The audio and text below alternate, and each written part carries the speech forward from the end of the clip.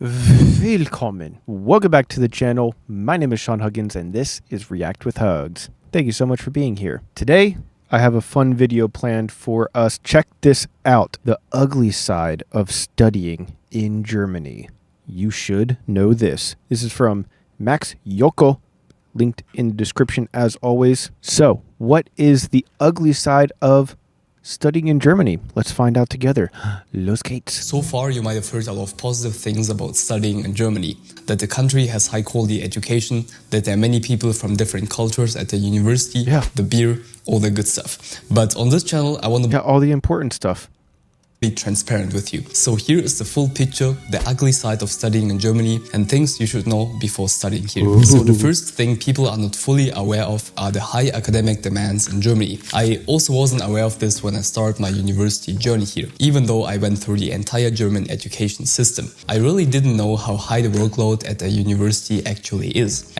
Okay, I think that probably coming from other areas of the world, maybe you know, different standards around the world, so that makes sense. I think in America, depending on what university you go to and what you choose to study, some of the workloads are very, very difficult. Some of them are not that difficult. Yeah, I think coming from America, you would probably be okay as long as you realize you're going to have to work hard, you know? It's not going to be easy. And the German system is different compared to the ones outside of Europe, and you need to be ready for it. Studying at the university in Germany is not about memorizing things or standardized learning. No, you need to actually understand the subject to pass the exams. Here in Germany, we don't spend much time in class and much more time studying independently. At university, you usually have a lecture period during the semester where you can go and listen to the professors. You don't have to attend though, nobody forces you to go to the lectures, and nobody will check your name. I knew people who even went on a long vacation to Italy during that time. Then, at the end of the semester, you're going to be confronted with a 2-week hyper-stressful exam period. You have to become an academic weapon, a beast in these 2 weeks, because it's going to be something like 7 exams in 2 weeks. And the people from Italy also came back for that. And most classes base the grade for the entire course on the final exam or term paper. Whoa, okay, now that's a little bit different. It's very similar in American universities. Usually you have the optional lectures. Depending on the professor,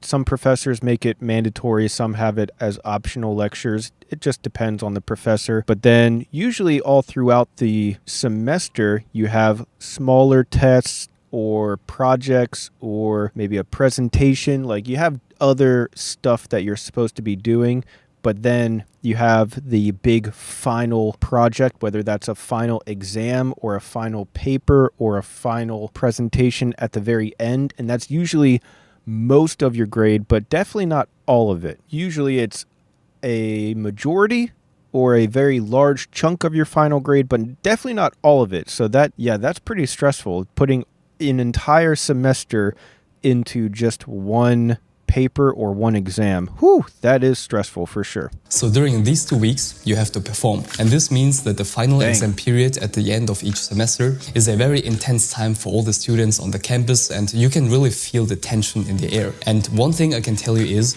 don't forget to register for your exams. Like, seriously. Whoa. Otherwise, it can get really ugly. The fact that you're registered for a course at university doesn't automatically mean that this is also the case for the exam. There were many issues in the first semester of my degree program because of this. So many people forgot to do that and had to argue with the Prüfungsamt later. And oh boy, the German Prüfungsamt, it's really German. I know what that means. Really German. Dang, that's crazy. So you can sign up for a class and not automatically be enrolled in your own final exam? Dude, that's kind of messed up, I think. Trust me, you don't want to experience this. Of course, there's also support for all of this. You can get in contact with tutors, create your own study groups, and take advantage of coaching programs. You're not alone at university, and all the other people in your degree program are probably going through similar things. But it's not easy. A lot of students here, whether German or international students, get absolutely surprised when they enroll in university. The first 2 semesters are usually the hardest. Another problem that you're inevitably going to encounter in Germany is the train system. And oh boy, this is a really ugly side of Germany that I'm not that proud of. Everybody in Germany... Like the literal train system? Is that what you're talking about? Like public transportation train system? I thought that that was kind of good. No, wait. Yeah, I don't know. I don't remember. I only took the train in Germany like once or twice or three times. And let's say three times. And two of the times it was fine. One of the times it was a train ride from hell. It was insane. There were so many delays and just craziness, and we had to change trains like 7 times, and it was awful. But it wasn't totally the train system's fault. It was during a snowstorm, and everybody was trying to ride the train, and it was just catastrophic. But I thought that overall the train system in Germany was pretty good. Am I mistaken?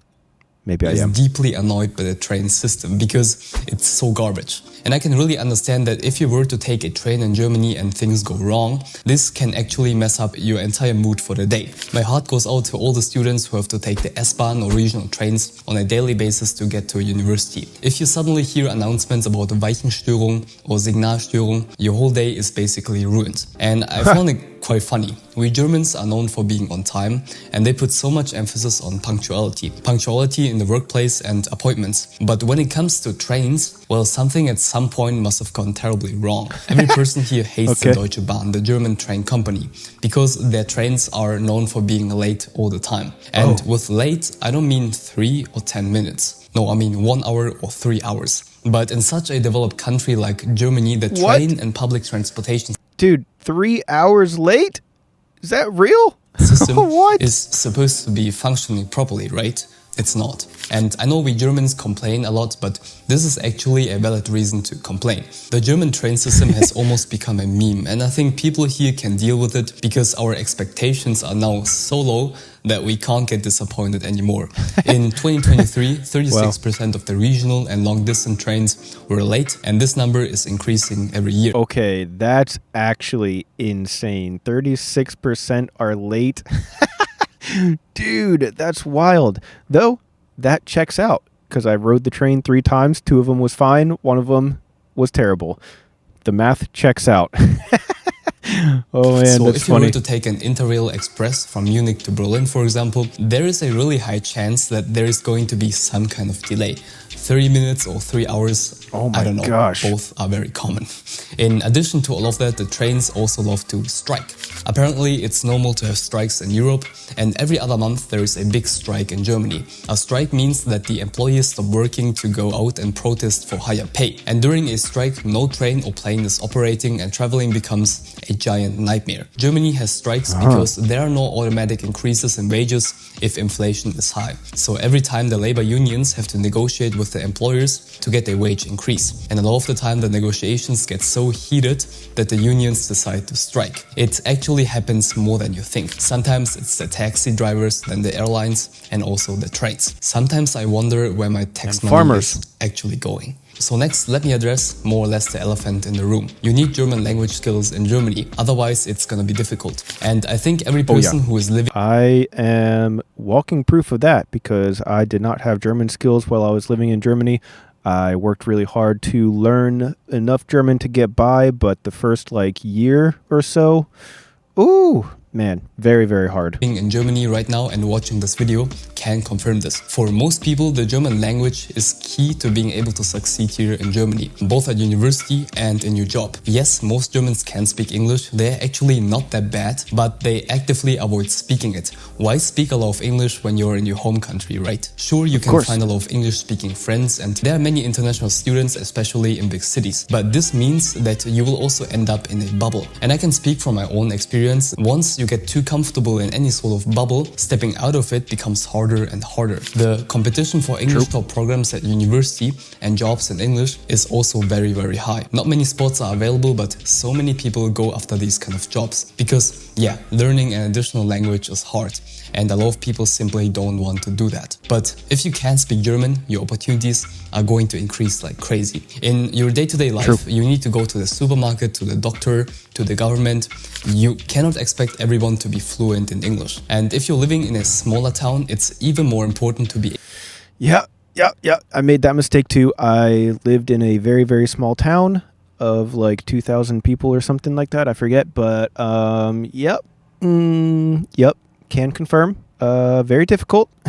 able to communicate in German at some level. You have to forget these movies where the whole world seems to speak fluent English. Reality here is far, far away from that, and many international students unfortunately learned the hard way after coming to Germany. And on top of that, for opening a bank account, buying SIM cards and all that stuff, you need to be able to understand German. Now, I know that many people struggle with these things. Even Germans struggle with it. So another disappointing thing in Germany is the internet. In the past, I thought that the internet in Germany wasn't that bad, until I visited other countries and compared the global internet speeds with Germany.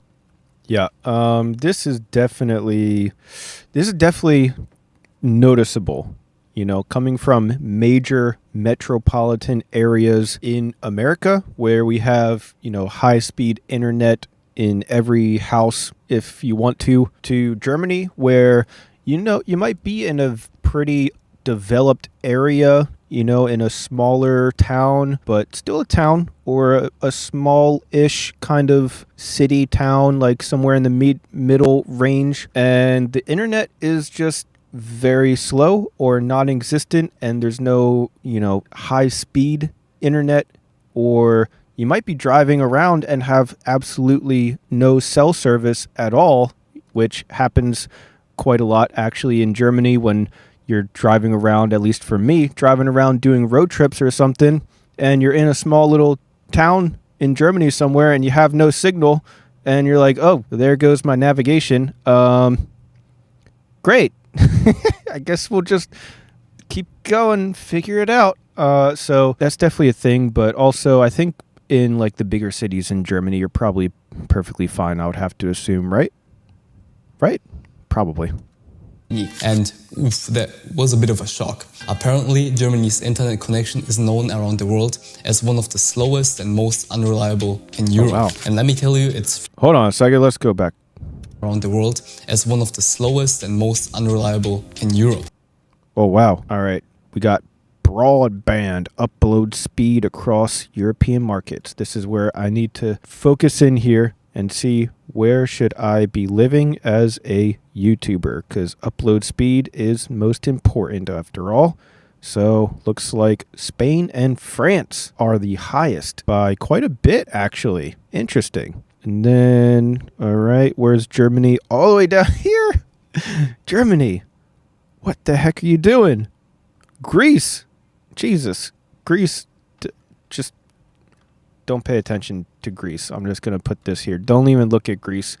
All right, so Spain and France, quite fast internet, actually. I do wonder why Germany doesn't have more high-speed internet, though, because it seems like they would want to be at the forefront of technology, but maybe it just takes a long time to build up the infrastructure for it.